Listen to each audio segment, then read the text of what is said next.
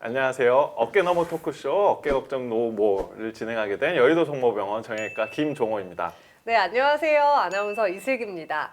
오늘은요, 줄기세포와 회전근개 재생이라는 주제로 이야기를 나눠볼 텐데요.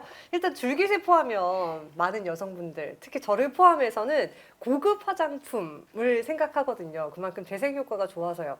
근데 요즘에는요, 무릎 파열이나 회전근개에도 이 치료법들이 많이 사용된다고 합니다. 네, 정형외과에서도 요즘에 뭐 비맥이라든지 PRP 이런 이제 조직 재생 치료들이 시행이 되고 있습니다. 우리나라에서 이렇게 줄기세포 연구에 대해서 정말 권위가 있으신 그런 교수님을 모셨는데요. 서울특별시 보라매병원 정형외과의 조현철 교수님을 모셨습니다. 반갑습니다. 안녕하세요. 반갑습니다. 네, 조현철입니다. 네, 저는 서울대학교 보라매병원에서 주로 이제 어깨 공부하고 있는 조현철입니다.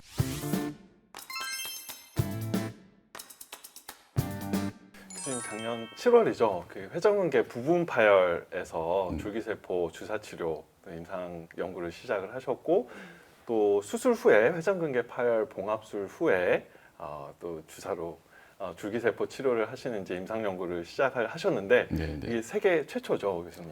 네, 세계 최초입니다. 엄밀하게 얘기하면은 하나는 이제 임상 시험이고 또 하나는 이제 첨단 재생 임상 연구입니다. 그래서 두 가지가 하나는 부분 파열, 하나는 전층 파열, 하나는 이제 비수술적 주사, 하나는 수술적 치료 이렇게 두 가지를 해서 올해 1월부터 이제 시작을 해서 지금 한창 임상 시험을 진행 중인 상황입니다. 대단하신 것 같습니다. 사실 요즘에 100세 시대라는 말이 나오지만 조만간 120세 시대라는 단어가 더 많이 들리지 않을까 싶은데요. 그만큼 근골격계를 잘 유지하는 게 참 중요하다고 생각하는데 그래서 오늘 주제가 더욱 궁금해집니다. 교수님께서 전문을 하시는 분야가 또 어깨시다 보니까 이 어깨에는 또 중요한 힘줄 회전근개가 있지 않습니까? 이 회전근개가 이제 어깨 관절을 움직일 때 관절의 안정성을 유지해주는 힘줄인데 이 회전근개 어디에 있는지 또 어떤 역할을 하는지 간단히 설명 좀 부탁드리겠습니다, 네, 교수님. 지금 뭐 말씀 다 해주신 것처럼 회전근개는 어깨 안정성을 주고 운동을 이제 주는 건데 어디 있냐면 어깨 하면 딱 보는 부분이 있죠. 딱 여기, 네. 여기에 딱 있습니다.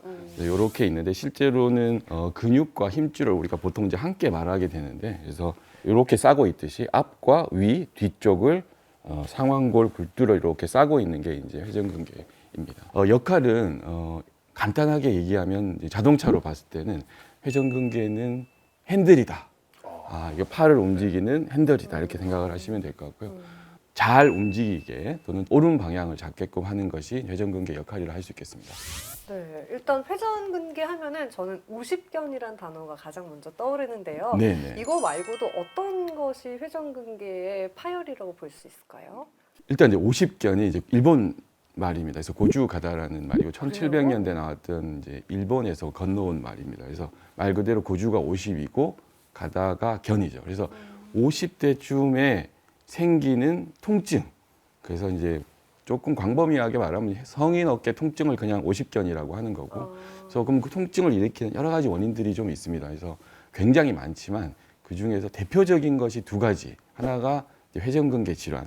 회전근개 질환이라고도 하고 충돌 증후군이라고도 하는데 이제 그런 게 하나가 있고 또 한 가지는 이제 동결견, 유착성 관절낭염 이런 게 있습니다. 그래서 두 가지가 제일 흔하고 그 이후에 뭐 관절염도 있고 석회성 건염도 있고 여러 가지가 있겠습니다. 동결견 같은 경우는 이제 자연적으로 치유가 됩니다. 오래 걸리지만.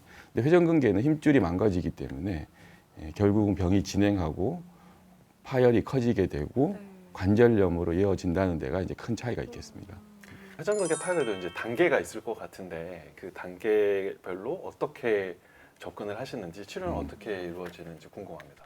일반적으로 또는 뭐 교과서적으로 보면 현재의 이제 모든 치료는 다 대증적 치료입니다. 대증적이라는 게 이제 증상을 치료하는 거죠. 증상은 아프거나 또는 뭐 힘이 빠지거나 이제 기능적 저하가 오는 건데 그래서 통상적으로는 이런 치료들이 병의 질환 진행을 바꾸거나 억제할 수는 없습니다. 그래서 충돌 증후군이라고 하면 파열이 없는 상태를 얘기를 하고, 이게 진행을 하면 이제 부분 파열, 전층 파열, 관절염 이렇게 한 4단계 정도로 나눌 수가 있는데, 대개 이제 부분 파열까지는 일반적으로는 보존적인 치료, 되게 물리치료를 하거나 뭐 주사, 약물 치료를 하시고, 이제 부분층 이상 파열에서는 환자가 건강하고 활동이 많은 경우는 이제 수술적 치료를 적극적으로 고려하는 게 현재 치료 방법입니다.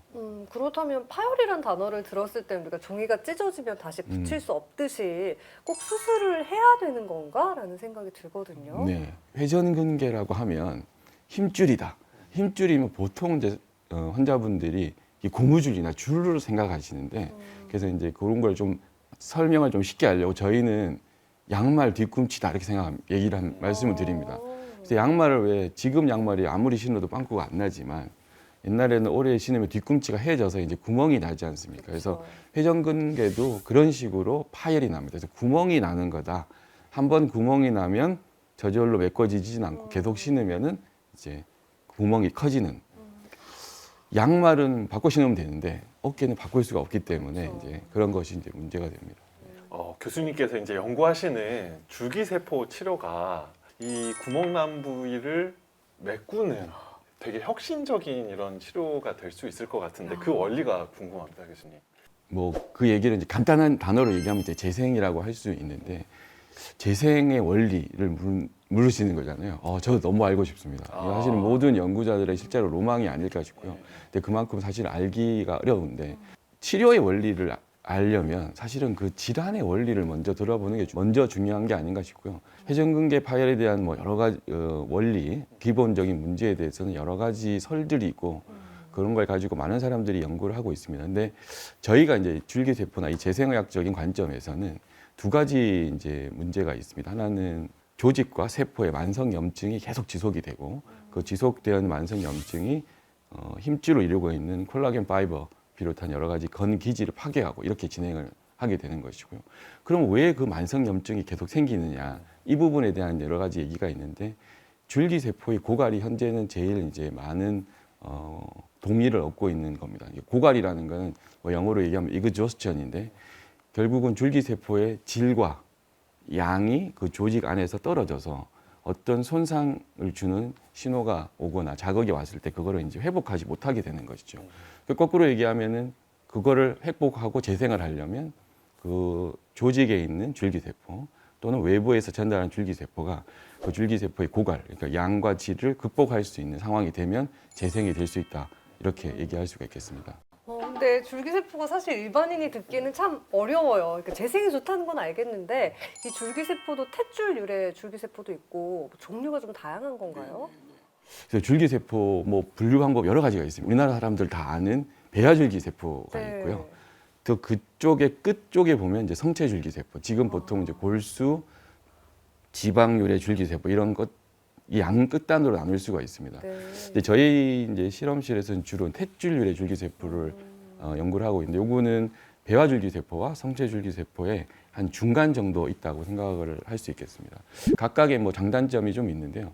배화줄기세포는 굉장히 이제 질이 좋습니다. 뭐든지 다 만들 수가 있는데, 거꾸로 이게 또 안 좋은 방향으로 가는, 예를 들어서 암으로 갈 수 있다든지, 그리고 윤리적인 문제가 좀 있고 그런 문제가 좀 있고요. 기존에 이제 많이 쓰는 그 골수나 지방유래 줄기세포는 자기 거를 쓸 수 있다는 장점이 있지만, 보통 건강한 사람이 자기 걸 쓰지 않고 병든 나이 든 사람이 쓰잖아요. 결국은 병들고 나이 든 조직에서 채취를 한 것이라서 세포도 그렇게 퀄리티가 또 좋을 수는 없습니다. 근데 그런 의미에서 탯줄 유래 줄기세포가 한 중간적인 위치에 있다. 그래서 활용도도 높다. 생각을 할 수가 있겠습니다. 그리고 다른 사람 거잖아요. 뭐 자기 탯줄을 가지고 있을 수는 없으니까. 근데 이제 그 탯줄이라는 게 엄마하고 아기를 이어주는 사이에 있는데, 엄마 입장에서는 아기는 외부 존재고, 아기 입장에서도 엄마 외부 존재잖아요. 근데 이제 거부 반응 없이 있는 거가 이제 굉장히 신기할 수가 있는데, 이제 그런 부분에 대해서 이 탯줄이 어떤 굉장히 좋은 그 면역 조절력을 가지고 있지 않나 생각을 하고 있고, 그래서 다른 사람 거를 넣어도 큰 거부 반응이 없을 거라고 지금 생각을 하고 있고, 실제 결과도 그렇게 나오고 있습니다. 영업 비밀이실 것 같긴 한데 실제로 써보시면 효과가 어느 정도인지 살짝 여쭤봐도 될까요? 저희 랩의 장기적인 비전이 건강한 일상을 누리는 삶입니다. 너무 설레네요.